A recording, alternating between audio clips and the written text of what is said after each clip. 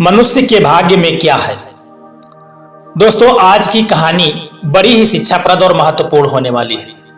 दोस्तों, इस कहानी के माध्यम से हम आपको यह जानकारी देंगे कि मनुष्य अपने भाग्य को कैसे परिवर्तित कर सकता है। लोग कहते हैं कि व्यक्ति का भाग्य उसके कर्मों के अनुसार ही बनता है, लेकिन कुछ और भी चीजें होती हैं जिनके माध्यम से भाग्य बनता और बिगड़ता है। इसलिए वह कौन सी चीजें हैं जो व्यक्ति को करना चाहिए जिनसे उसका भाग्य भी प्रबल हो जाए। दोस्तों, आइए हम आपको इस कहानी के माध्यम से यही बताने वाले हैं। दोस्तों, कहानी कुछ इस प्रकार है कि एक बार की बात है कि महर्षि नारद बैकुंठ की यात्रा पर जा रहे थे। नारद जी को तभी रास्ते में एक औरत मिली और नारद जी से कहने लगी कि हे मुनिवर, आप हमेशा भगवान नारायण से मिलने जाते हैं और मैं हमेशा आपको देखती हूं और मेरे मन में एक सवाल चल रहा है, मैं वह आपसे कहना चाहती हूं।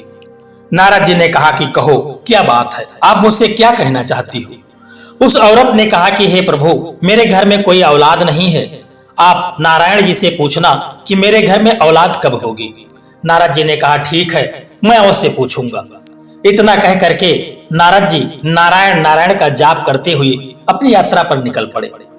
दोस्तों, जैसा कि सभी जानते हैं कि नारद जी हमेशा एक लोक से दूसरे लोक की यात्रा करते रहते हैं। इसी तरह नारद जी उस दिन भी यात्रा कर रहे थे। बैकुंठ जब नारद जी पहुंचे तो नारायण जी ने नारद जी से जब कुशलता पूछी तो नारद जी कहने लगे कि जब मैं वापस आ रहा था प्रभु, तो रास्ते में मुझे एक औरत मिली थी। उस औरत के घर में कोई पुत्र नहीं है। उसने मुझसे कहा था कि आपसे पूछ लेना कि उसके घर पर औलाद कब पैदा होगी। नारद जी की बात को सुनकर के नारायण जी कहने लगे, तुम उस औरत को जाकर के बोल देना कि उसकी किस्मत में औलाद का सुख नहीं है। नारद जी भगवान विष्णु से उस महिला का उत्तर पा करके जब उसके पास वापस लौट रहे थे तो वह औरत बड़ी ही बेसब्री से नारद जी का इंतजार कर रही थी। औरत ने नारद जी से पूछा कि प्रभु, नारायण ने क्या जवाब दिया है। उस औरत की बात को सुनकर के नारद जी बड़े ही दुखी मन से कहने लगे कि प्रभु ने कहा है कि आपके घर कोई औलाद नहीं होगी, क्योंकि आपके भाग्य में पुत्र का सुख है ही नहीं। यह सुनकर के वह औरत बड़ी दुखी हुई कि यदि नारायण ने ऐसा कहा है तो मेरे तो जीवन में कभी पुत्र रत्न की प्राप्ति ही नहीं होगी। और वह ऐसा सोच करके बड़ी जोर जोर से वह रोने लगी। नारद जी इतना कह करके वापस चले गए। समय बीतता गया। कुछ दिन जब बीते तो गांव में एक योगी आया और उस साधु ने उसी औरत के घर के पास जब वह पहुंचा तो उसने आवाज लगाई। वह कहने लगा कि जो भी औरत मुझे एक रोटी बना करके खिला देगी, मैं उसे ऐसा आशीर्वाद दूंगा कि उसे पुत्र रत्न की प्राप्ति होगी और उसका जो पुत्र जन्म लेगा वह किसी राजकुमार से कम नहीं होगा। यह सुन करके वो बांझ औरत जिसकी कोई औलाद नहीं थी, वह जल्दी से एक रोटी बना करके ले आई और जैसा उस योगी ने कहा था वैसा ही हुआ। उस योगी ने उस रोटी को खाया, उस महिला को आशीर्वाद दिया और वह योगी जी चले गए। कुछ समय जब बीता तो उस औरत के घर पर एक बेटे का जन्म हुआ। जब उस औरत के घर पर एक बेटे का जन्म हुआ तो वह औरत बड़ी ही खुशी हुई। उसने गरीबों में बहुत सा खाना बंटवाया, जो भी उसकी सामर्थ्य थी उतना उसने दान पुण्य किया। कुछ साल जब बीते और नारद जी का पुनः जब आगमन हुआ तो वह औरत नारद जी से कहने लगी कि क्यों नारद जी, आप तो हर समय नारायण नारायण का जाप करते घूमते रहते हैं, जबकि आपने कहा था कि मेरे घर कोई औलाद नहीं होगी।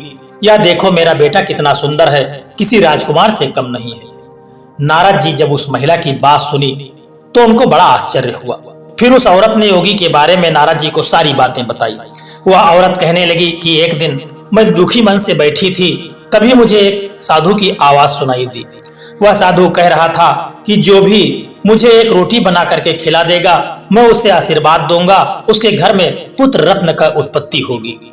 यह सुन करके जब मैंने सुना तो मुझे बड़ी खुशी हुई और मैं रोटी लेकर के उस योगी के पास गई।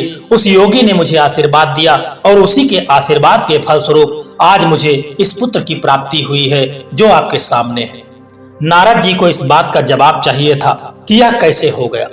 नारद जी बड़े विस्मित हुए। वे सोचने लगे कि मेरे कहने से कुछ नहीं हुआ। भगवान नारायण ने तो कहा था कि इनके कर्म में, इनके भाग्य में पुत्र का सुख है ही नहीं, तो यह कैसे हो गया। वह जल्दी जल्दी नारायण धाम की ओर चल दिए और जब वहां पहुंचे तो प्रभु से कहा कि आपने तो कहा था कि उस औरत के घर पर पुत्र का जन्म ही नहीं होगा, क्योंकि उसके भाग्य में पुत्र का सुख नहीं है। फिर यह कैसे हो गया? क्या उस योगी के आशीर्वाद में आपसे ज्यादा शक्ति है? नारद जी की बात को सुनकर के भगवान विष्णु बोले कि आज मेरी कुछ तबीयत ठीक नहीं है। मैं आपकी बात का जवाब तो बाद में दूंगा, पहले आप मेरे लिए औषधि का इंतजाम कीजिए।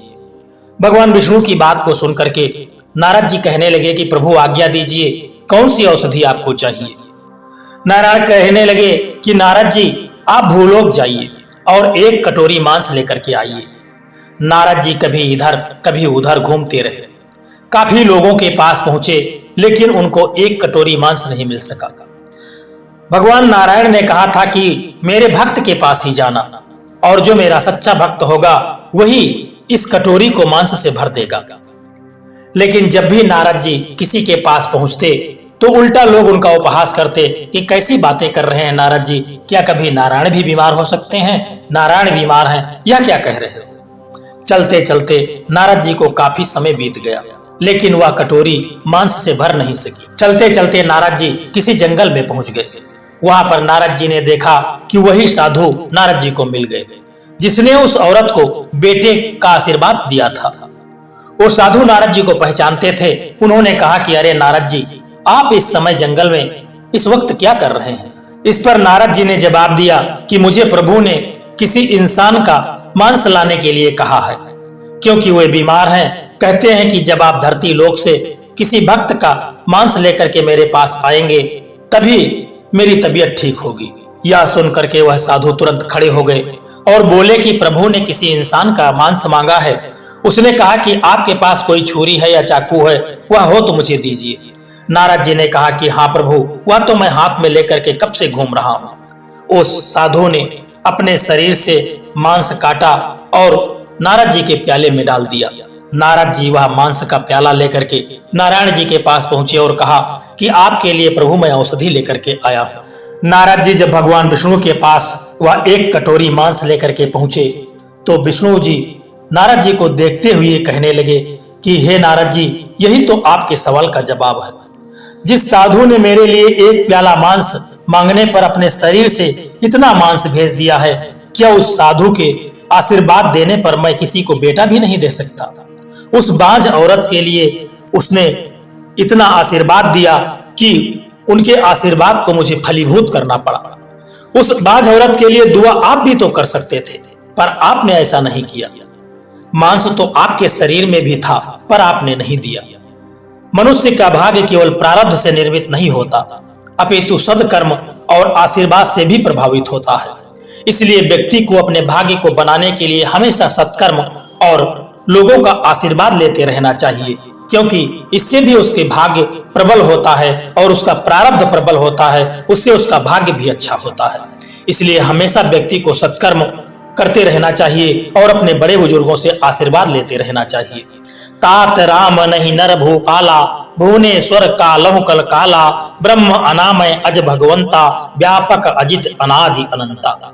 दोस्तों, यह कहानी आपको कैसी लगी है एक प्यारा सा कमेंट करके जरूर बताना, और यदि वीडियो आपको पसंद आया है तो वीडियो को एक लाइक करके चैनल को सब्सक्राइब करने की भी कृपा कर देना।